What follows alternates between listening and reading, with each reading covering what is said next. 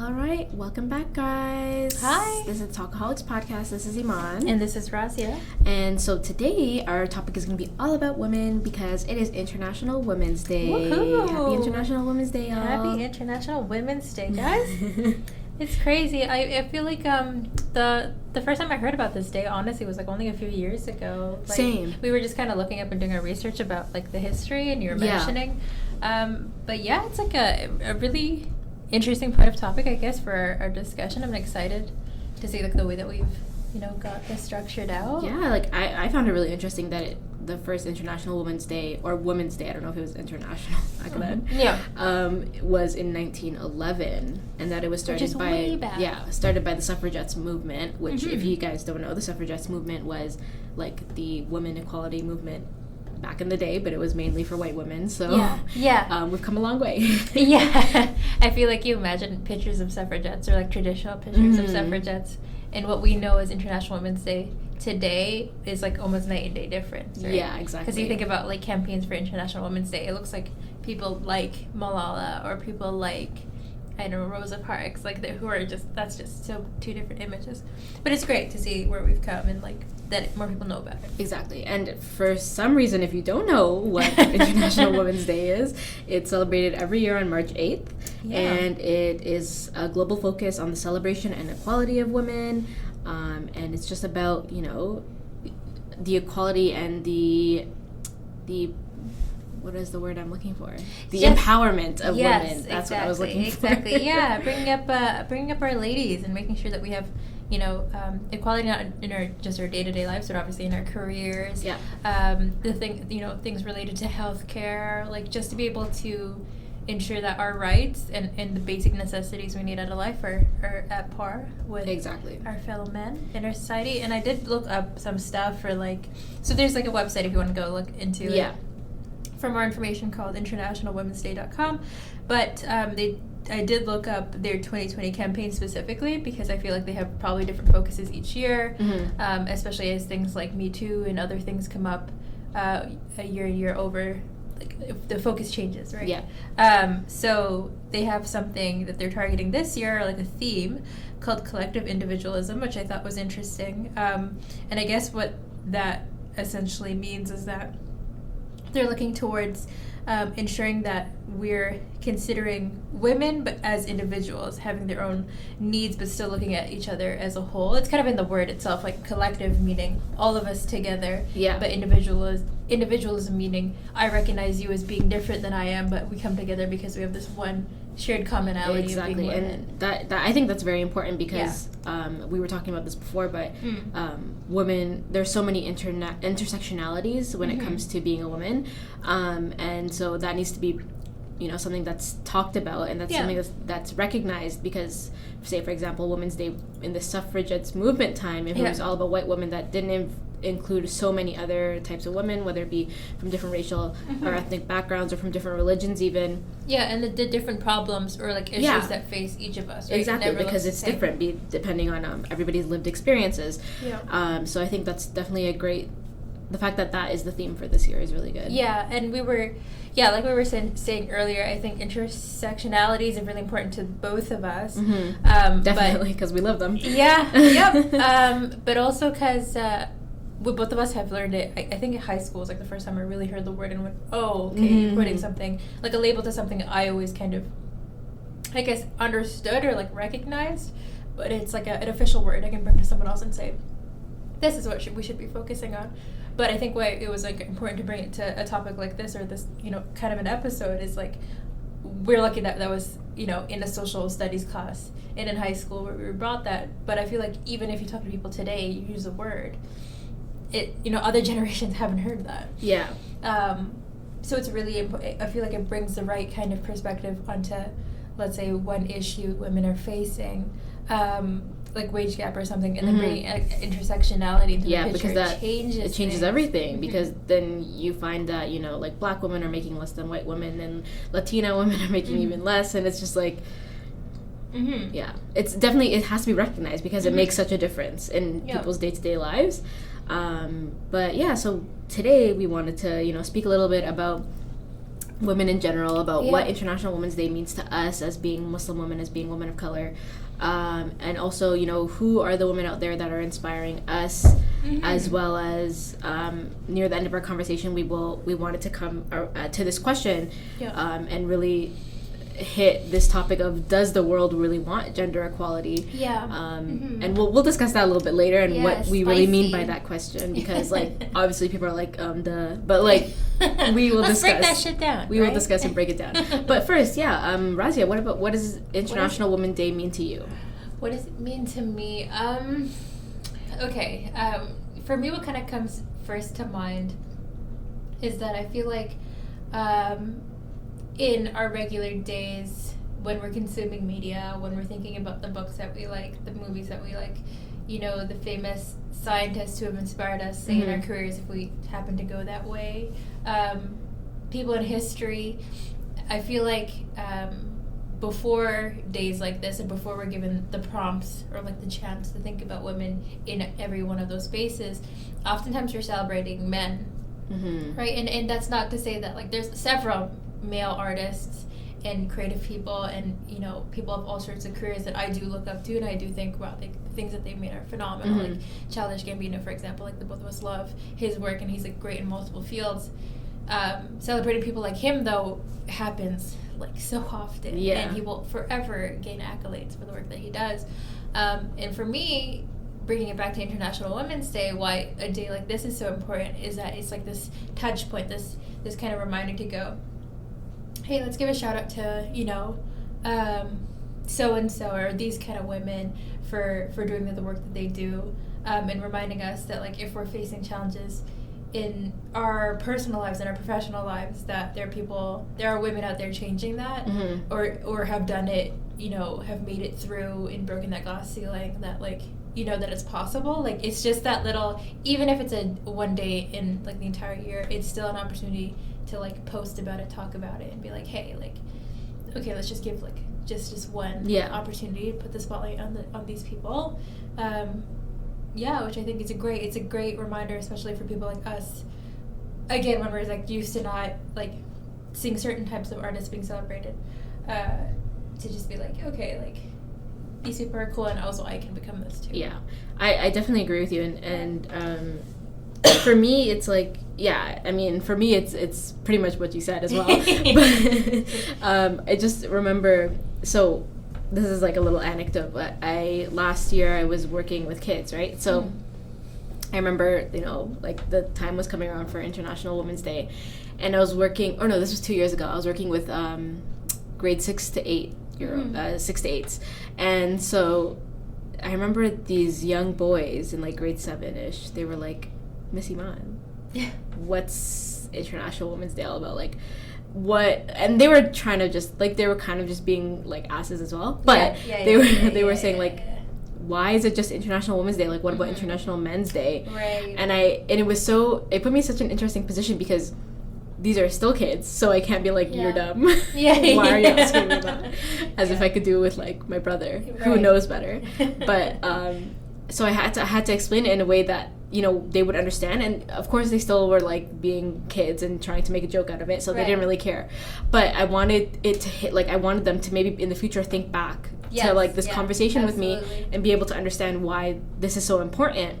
And so I explained to them, and I said, you know what, it's not about putting women over men or men over women. That's not the point of this day. What it is about is that most of the time in history, we have seen men, you know, be championed, be applauded, be given awards, whatever it may be, just be put above women, and kind of women like make them step to the side, even if they're doing more or the same work that the men are doing. Exactly, And so having International Women's Day is so that we can recognize the work that has been put in by women all over the world into creating, you know, change, because there are so many women who have done amazing things in the world, and maybe they're not right in the public eye, but it's just a day for us to recognize, you know, the change makers out there that are women, And so the reason why there isn't an International Men's Day is because it's almost like every day is International Men's Day. Yeah. And like they kind of just looked at me and I was like, I hope I got you. I hope I got to you, little boys, because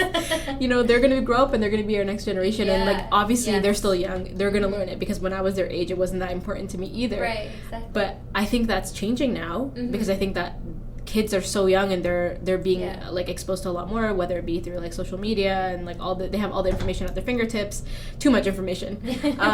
So like they're learning a lot more and they're being exposed to a lot of like these social issues. So for me, International Women's Day is such a great way for us to empower women, and for myself, like to be able to recognize other women out there, because even as a woman myself, I feel like I don't do enough to recognize other women. Do you know what I mean? Because it's not part of the practice, it's not part of the norm. And so this is such a great way for me to see, like, you know, women who are doing great things out there.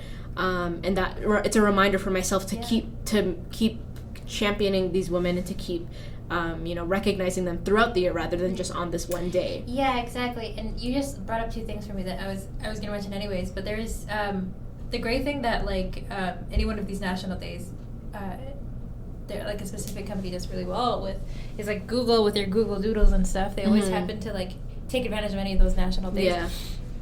And we'll do some like quick illustration on like why that day matters, or like feature, for example, with this day in particular, like different women and quotes from them. And so I think this was last year, they did like this really cool thing. I don't know if you remember this, Iman. They did like a really cool it's basically a PowerPoint full of like quotes of different famous women. I remember that this. Like were, for me, like just to your point, I feel like not only do I not do a great enough job of first of all like knowing enough incredible women besides like the base, the big ones, Eric's, like Harry Tubman, all that stuff, which are great women obviously, but like I can't speak to the kind of same volume that I can for men, and obviously I can't fully blame myself for anybody who's facing the same issue, because like the level of exposure there is different.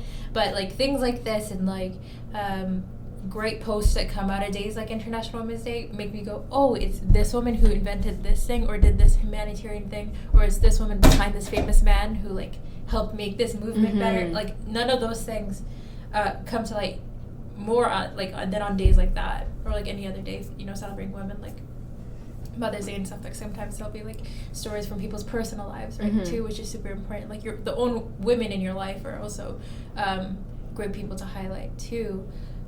So yeah, I think it's just an opportunity for not just people like us, but like everybody to recognize women, international women in specific too, to go, hey, like there's so many stories out there that are not in history books, not, you know, don't have TED Talks like that. We just don't, exactly. For whatever reason, just don't have their own platform. So it's just this nice opportunity to be like, oh, back in the day, it was this person who did this, and then you just go, oh shit, so cool, and then, you know, you're inspired by it. Yeah, and even like currently, because, you know, like social media and everything plays a big role in movements nowadays, because like that's how people learn about stuff. That's how people like jump on the bandwagon or whatever it may be. Yeah. So a lot of the time when someone has a lot of social following, it makes it gives them the platform to create change. But you don't need to have a big following for you to create change yourself. And so that's why there's so many women out there who aren't really being recognized on the big, you know, global stage. But they're still doing the work. So even in International Women's Day, we're hearing about all these women who are doing great things and who have been in the public eye for a while. But it's also a day to recognize people, you know, just doing their regular daily things in their lives, you know, changing their communities and doing it on a lower scale, but it's still creating change in this world. And it's a great way to empower young women to do the same, because, you know, everybody has the tools and the capability. Okay, I won't say tools. Everybody has the capability to create change, but not everybody has the tools and resources to do so. And, you know, this day is a great way to bring those stories forward and to empower people to, you know, do better. And women, or men and women, not just women, mainly women, but you know. And just like really quickly on top of that, I think what days like this do a great job of too, like, is not just tell us biographies or like specifically the stories of specific women, but it also brings to like the the missions or like the bigger problems that those women are trying to fix to begin with. Creates conversations. Yeah, that you're like, oh, I didn't realize this person, was a first to, let's say, bring up abortion rights or whatever, and it starts like spinning your wheel a little bit to be like, oh, why did it take that long, and why did it take that woman, and why did it take, you know what I'm saying? Yeah. That you start questioning, especially if it's still a problem today, for you to realize like, oh, okay, like this is significant. Or like let's make it even broader than that. It's an International Women's Day, so like problems that exist in other countries that we're not recognizing today too, right? That are much more specific in different countries, politically, culturally, socially. That like, oh, I didn't realize like to this day women don't have rights in this country for this reason. Then you just go, that it opens your mind. You might feel luckier for the life that you lead today, especially as a woman, but also realize like there are other sisters out there you gotta help. Exactly. That you gotta encourage, right? Yeah, so. And also it being like an international day, a recognized day, it's you have it, you have events or you have conversations happening across the board, whether it be at like elementary schools, high schools, universities, at work, at anything that's going on. Like, I mean, this year it's a Sunday, so yeah, but like things will happen during the week, during the work week, so that people are having these conversations. True. And so you have like young children speaking about issues like this, and you have adults, so it's just creating this global conversation, and that's how change is created, because when people have the opportunity to speak and to learn, that's when they are kind of given like that inspiration or even the resources to want to do more for the world. Absolutely. So I love that there's an opportunity for that out there. I remember seeing a post last year, and I mean this had its own intent for itself, but a lot of workplaces were giving like different little like not gifts, but like little trinkets for like women in their offices. Okay. If you remember, which I understand. Like I have the mindset of like, okay, those are just companies trying to look socially conscious or whatever. Like, what the intent is. Yeah. But at the end of the day, it's like a nice little nod, especially in industries where women aren't the most popular, like, let's say, engineering, for example, being one, or computer science or whatever, where they're oftentimes like the only one in their office working on the same thing their other male counterparts are. Like, things like that are cute little nods towards just saying, like, hey, like, your work is being recognized. It's just as important, you deserve to thrive as well, kind of thing. Yeah, definitely. But yeah, just to move the conversation a little bit in a different direction, I wanted to ask you if there is a specific woman or, a couple of women this year who really inspired you or you want to recognize for to this day. I do. I wonder if we'll say the same people. Probably not. I don't think so. I actually don't think so. So I'm going to start off on like there's a woman in particular, like in history, that I wanted to talk about. But just like a really quick shout out. Sorry, I'm like burping. That there's women in like my personal life that like I definitely look up to and I think should be celebrated on days like these. And I don't want to particularly call out anybody, but like just women who I know who have faced things like unfortunately that are common to our communities. And is definitely a relevant problem, like things like domestic abuse and stuff that like definitely rings a bell for me. Women like that who can come out of stories like that, or sexual harassment, let's say. Those two subjects I think are important to me, and when you can come out of the other side of that and be, proud of who you are and champion other women and still feel empowered and not shamed by their experiences, I think that's like something to truly feel proud of, even if you're not speaking at different conferences about it, even if you're not posting your story, which I think in this day and age is like, you're only a survivor of something if you talk about it, which is is problematic in its own sense because not everyone chooses to. You don't have to share your story if it's your own. Like, no. So it's those women I always think of. Because what they go through is like, for me, I don't know if I could be as strong as they are. You know what I'm saying? Yeah. So I think those stories and those people are what I think of first. But one person in particular, and Iman knows I was looking for this for like so long before this podcast, because like, so basically this woman, her name is Anita Hill. She's an African American who I actually first found out about, I'm pretty sure last year, which is like unfortunate that it took that long. She did an interview with Stephen Oliver, I think is his name, on his late night show. This was like, he was doing a feature or piece on the Me Too movement, like more broadly around workplace harassment. And he interview this woman who I'd never seen before. I don't know her name. Like, I think a lot of people were hearing about her for the first time. And she was a person who went through or like initiated her own Me Too movement way back when. So I don't have the specific date that I gotta look up actually. But she was a law professor, or like a very proficient person in the law field, who accused her boss at the time, Clarence Thomas, for sexual harassment in the workplace. Mm-hmm. And she was the first person, so it says here, I'm just reading an article that basically states that she brought the term sexual harassment into public discourse and gave millions of women the ability to name the abuse they had endured, which is crazy to me, thinking about someone who, you know, at the time when workplace harassment or like the HR structure around claiming, you know, issues like that and bringing that up without words or terminology like that, or if it's even common for women to have those discussions and say, hey, can you like help me out, this person talked to me or behaved to me like this, to bring it up in a very public manner. Like there was a whole like, I don't know if her court case was televised, but like it was like very much in the public eye when she like accused this man of like a much higher power. Yeah. That, you know, this stuff was happening. I really recommend that you check out her interview.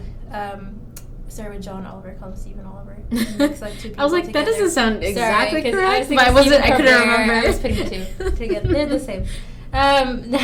No, but like it's a very good interview. I remember it sticking with me because she was also like kind of very, she's very funny. Like she's a very like serious demeanor, and like you can tell she feels very passionately about the whole cause and stuff. But she's like, I remember John Oliver asked her a question like, you know, a lot of men now, especially in workplaces, they're afraid now that like the Me Too movement's kind of a bigger thing. Yeah. And they're like scared to talk to women, and they're scared to whatever. Yeah, which isn't the point of the movement. Which is also really funny. Yeah. Yeah. But then I think he basically asks her like, what, you know, what should men do essentially, and she's just like, well, if you are harassing, then you should be terrified. Like she just basically was like flat out, you have a reason to be scared if you are, you know, if you were to be accused. And so like the whole interview is really well done. Like it's not, I would not say like watching it, you're not going into something deep or like sad or serious. Like she's very lighthearted about the situation, which is funny given her past, and like her thoughts on like the current Me Too movement, because she kind of went through her own phase and like saw that movement in a sense die down and now come up again. Yeah. Like, you know, the fact that she still feels optimistic. Like I know I wouldn't come out of that feeling optimistic if I went through that shit and nothing happened, and now people start to feel empowered. You know what I'm saying? Like the fact that she still sees the importance in the cause is really important. And yeah, just for like a black woman of that time, putting your, you know, face forward and accusing a man that higher up than you is like not the same that it is today. Do you know what I'm saying? Yeah. There's a lot more people behind you today than when she first talked about it, especially if like it was not a common word to say sexual harassment, or like especially in the workplace. That's different. That's true. So yeah, I would pick her just because like I don't know, that I really recommend watching the interview, and I think post watching it you'll like have a real sense of like why a woman like this, especially since we don't know her name, that it's like how she's riveting and how she's really important, especially in, like it's relevant to today. Yeah, that's a really good one. Yay. She's cool. I just was like, because I fully remember her interview, and I honestly, like I'm being very frank, I have not read anything about her past that. Like it was just that video that like rang true to me, and I definitely should like know more about her. Like this is all jogging from memory, but it also just goes to show like we all have work to do in terms of like learning about women in our societies who are making huge moves like this, and the fact that it took the whole Me Too movement again to happen for me to know who she is. Like crazy. Yeah. And I mean it goes to say like why we haven't heard about her and why we haven't heard about her struggle before. So yeah, that's a really good one. I'm gonna quickly go through mine, so we can keep the it's okay. No. It was important. It was an important one. Okay. It's okay. Mine are more recent and people know them for sure, so I don't have to speak so much about it. Okay.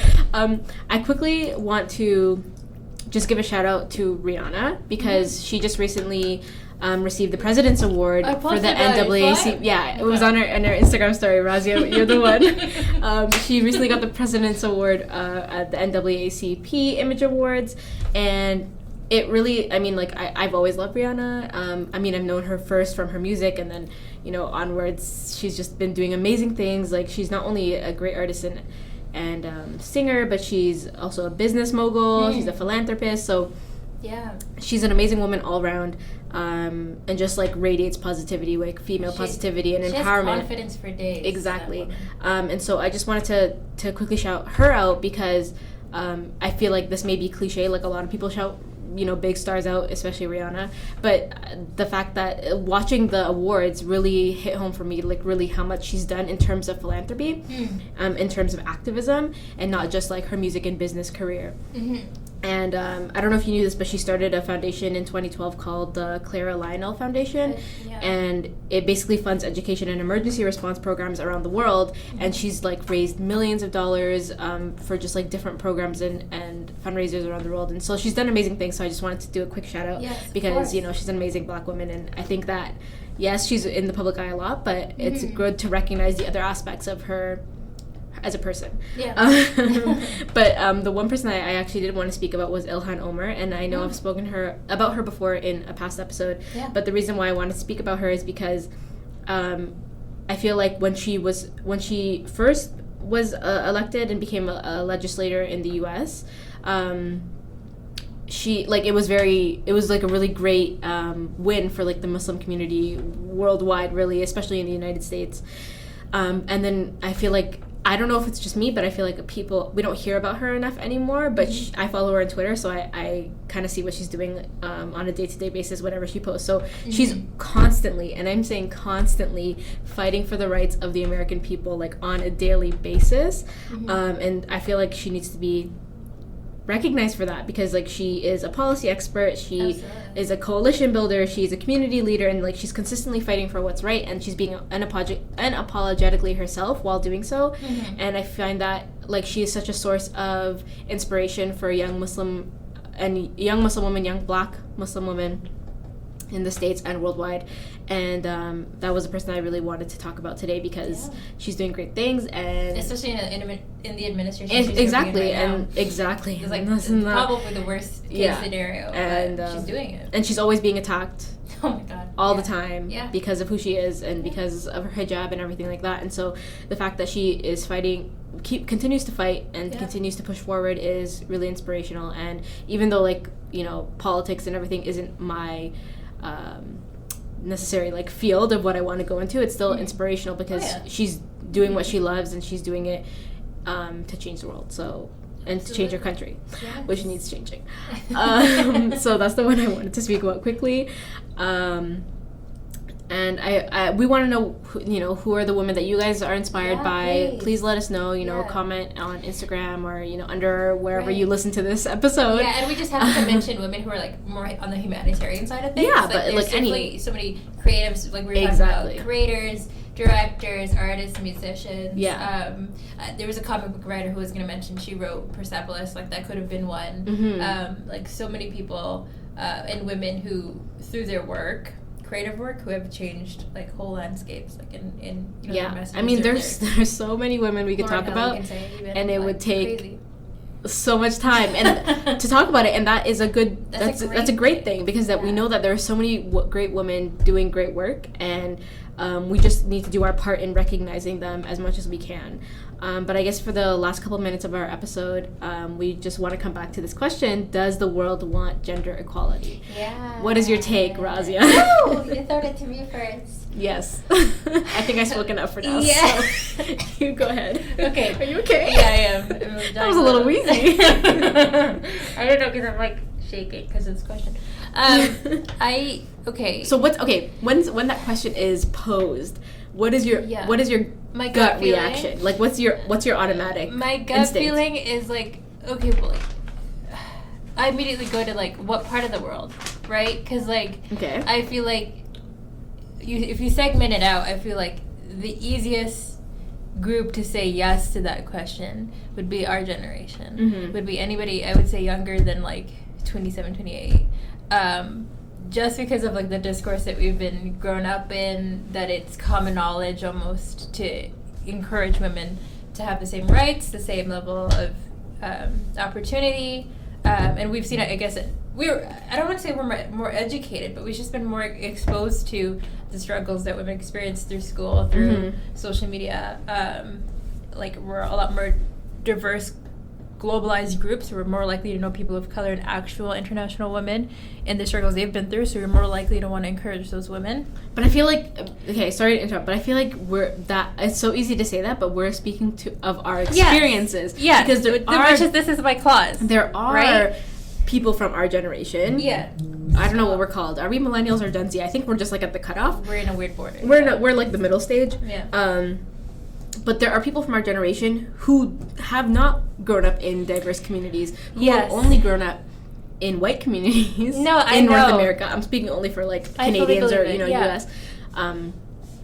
Who don't have the same experiences as us. So like when for us we say like yes, we want equality for women, and it's not that they don't want equality for women, but equality for women may look different for them than for us. Right. And like, no, but there's always exception to that rule, right? Yeah, like exactly. Our generation, there's a group who really does not believe that this needs to happen. Same thing with older generations, which again we give the same kind of blanket thing to be like, no, they don't, but there are definitely buckets of people who, men and women, who would love to say yes to that question, and who are more than ready.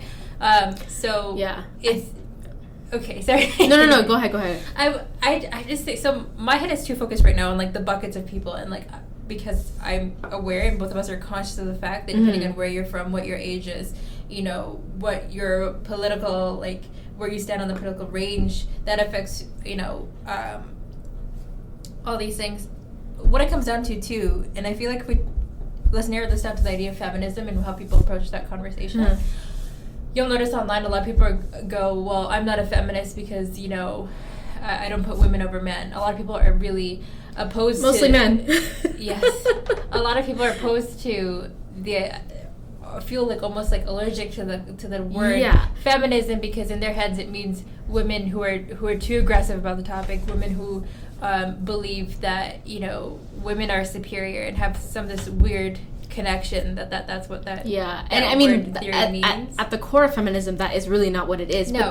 But then we have to go into like a history lesson of all the waves of feminism and like the different ideologies that came through the different waves of feminism, and then there's black feminism, and like it's just like there's a lot going on, and I feel like, is this question even answerable, or do we have to come up with like a blanket answer, and like in the blanket answer is the answer just yes because it's more politically correct? If someone comes up to you and says, do you want gender equality, you're not gonna be like no. If you're more of like, if you think that it's politically correct to say yes, you're gonna say yes. Exactly. But like your idea of equality may be different from someone else's idea of equality, and also equality as a term is not always the best. Because equality just makes everything the same, but then we have to think of like equity, right? Yes. Not everybody has the same situation. Sometimes it's more it's better to be equitable than have a situation of equality. So as you can see, I'm rambling. Okay, can I say my blanket statement? Yes. I think people who look like us, which we're a great majority of the world, we're a definite yes. There's no way. So it's like so hard to say. Yeah. But there's so many of us have been more than ready for the world to see women as equal counterparts to men. But where I'm hesitant, and I will give my answer to the question as being no, is because I can't help to not think of people who still are stuck on the fact of labels and the words, and are not educated enough to understand that the wage gap exists and are still not doing anything about it. Yeah. So like what I think of like right now, like for example, like Joaquin Phoenix recently was at the Oscars or like Golden Globes, and like also Michelle Williams when they won this year during like the awards season. Both of them talked about similar topics to this. Around like Michelle Williams has always been about wage gaps, and Joaquin Phoenix is talking about systemic racism within the entertainment industry, which is great, good for them. But in my head, if it comes down to those two people, if Michelle Williams, who has like a phenomenal career, is experiencing wage gap issues in her life, does that not mean that we're not doing anything? And same thing with Joaquin Phoenix. Yeah. What does he have to be the person to speak about this when he's not affected? He also acknowledges he's like not perpetrator is not the right word, but like he is part of the system that perpetuates the problem, which he acknowledges and he's fully like woke about. Do you know what I'm saying? Look, I think them talking about it brings up more questions and more worries for me that the world isn't ready to embrace it. No, than anything. 100%. Right? You know why? So, because they're white people. Well, yes, that. I mean, no, let's be real, okay? This is not like a we hate white people podcast, no. Okay? That's not what this is. But we have to recognize the systems that have been ingrained in society. This is systemic, oppression, systemic racism, systemic everything. Yeah. Our countries were built on colonization, people. They were built upon the success and the power of white people. So, until that system has been broken down, I truly, I'm not trying to be a pessimist or anything, but I don't see how we're going to have complete change. Now, let's recognize the fact that change has been made. We have made great strides compared to 50 years ago. Things have changed for women, for people of color, women of color, everything. However, these systems still exist, and white people still hold positions of power where they don't really deserve the positions of power. They only have them because they're white and rich, and they're rich because white. Because of colonization, because of old money and all that stuff. There's so many things that stack up against it, and so it comes back to all this talk about intersectionalities and everything. There are so many little factors that build our society and how everything is run within the Western society, North America, as well as worldwide. There's so many different factors that create how our world works, and a lot of that is based off of white power, off of colonization, off of all that stuff. And so this may sound like we're going off on a rant and we're being too deep, or we're not, we're going too far, and it may sound pessimistic, but that's the reality of it. And I just this is probably a long shot, but just even thinking about people in power, we're only now seeing, who was that woman president or premier in another country, New Zealand, her and the German chancellor too, one of the only women in power that I'm recognizing now in politics that are getting attention for being female leaders can do this. Meanwhile, which is interesting because there's so many other parts of the world who have already had women in power, in leaders, Asian countries, in Africa, in Asia. So many countries have had women as leaders of the ententire country. Sri Lanka had one too. And so the fact that we're just getting there, and it's just, it's only we're just getting there by a little bit because it's still white. It's a white woman. It's two white women who are being recognized. Anyways, we're going off on a tangent a little bit, but this question: does the world want gender equality? Your answer is no. Not yet. Not yet. Let's say that, okay? Because I feel like I think both of us can agree to this, that with our current state and what we can see happening in politics and what we can see in our day-to-day conversations with people, and how they approach topics like this, that we're not necessarily ready. But with time, and when our generation, starts to have more hand in political systems, when we start to be the people who control political systems, but we're also the people who raise the next generation to come up, that's when I have more hope. And that's when we'll see a lot more diverse society too, right? Like a lot of us, we're a globalized community now. None of us are really ever, in the coming future, will ever be really one label. We're going to be much more diversified than we look right now. So I'm hoping, I have hopes for it, and which is why I'm leaning towards not yet, but I'm also very cognizant of the fact that that's because today doesn't look like it is ready. It is ready. If tomorrow we flip the switch and wage gap is done, we have all women's rights and all that, all the healthcare specifics, sections, we're all ready. Mat leave entitlements across countries are there. Do you think people would accept that with open arms?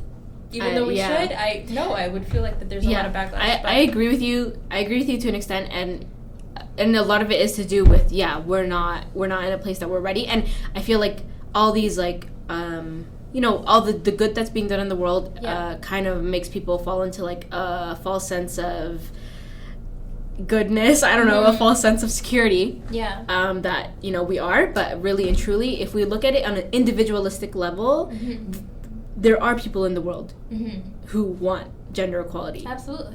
In its entirety, not just for specific people. But if we look at it globally, internationally, and the way our systems have been built, I definitely think the answer is no. And I would love to say that our generation is the future and that we will have more of a chance.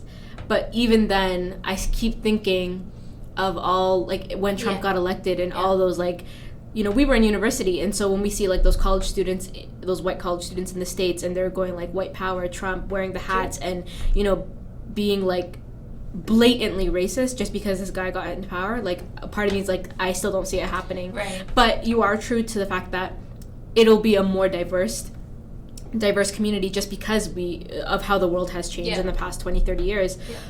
So I think that we're slowly moving forward, but definitely the answer for right now is a soft no. Exactly. And I'm interested to knowing, like, what our audience thinks, and, like, guys, feel free to, like, let us know what your opinion on this topic is. And I'm sure, because it's you can go so many ways with this conversation, right? Like, you can even, like, the way that I'm thinking about it specifically is, like, different movements that are specific to women that have come up in the news, and, like, the base response to those things that I'm remembering and recalling back, that are most often like very tense, hesitant people.